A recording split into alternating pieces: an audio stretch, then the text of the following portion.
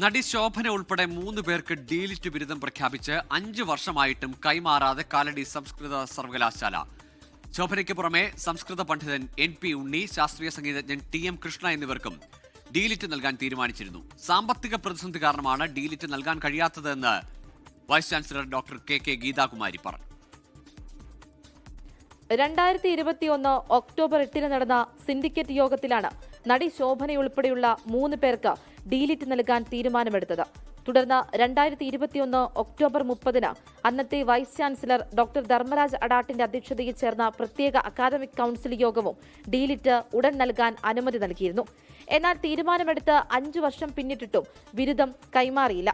ഗവർണറുടെ തീയതി ലഭിക്കാത്തത് മൂലമാണ് താൻ വൈസ് ചാൻസലറായിരിക്കുമ്പോൾ ഇവർക്ക് ഡീലിറ്റ് നൽകാൻ കഴിയാതിരുന്നതെന്ന് മുൻ വൈസ് ചാൻസലറായിരുന്ന ഡോക്ടർ ധർമ്മരാജ് അഡാട്ടിന്റെ ന്യായീകരണം.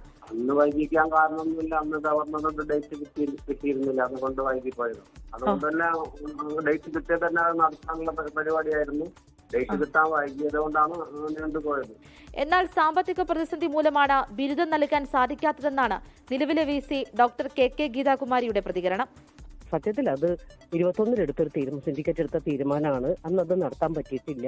ഇപ്പൊ അതിനെക്കുറിച്ച് 2 കൊല്ലമായി ഞാൻ ജോയിൻ ചെയ്തിട്ട് ഇതുവരെ നമ്മൾ ചിന്തിച്ചിട്ടില്ല. കാരണം സാമ്പത്തികമായിട്ട് വളരെ പരാധീനതയുണ്ട് യൂണിവേഴ്സിറ്റിയിൽ.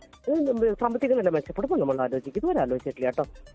കഴിഞ്ഞ ദിവസം സർവകലാശാലയിൽ സ്വകാര്യ ചടങ്ങിലെത്തിയ നടി ശോഭന വിഷയം ഓർമ്മിപ്പിച്ചതോടെയാണ് അധികൃതർ ഇക്കാര്യം ഓർത്തത്. എന്നാൽ 2021 പ്രഖ്യാപിച്ച ഡീലിറ്റ് നൽകുന്നതിൽ സർവകലാശാല തീരുമാനമെടുത്തിട്ടില്ല. 24 കൊച്ചി.